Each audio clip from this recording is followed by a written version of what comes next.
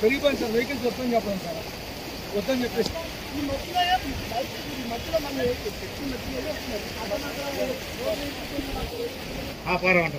ఎక్కడి నుంచి వెళ్తున్నారు లోడు?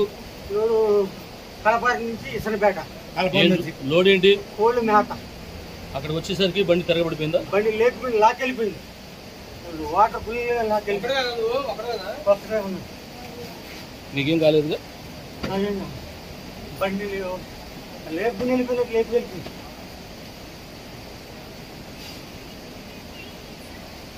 ఇంకా అదే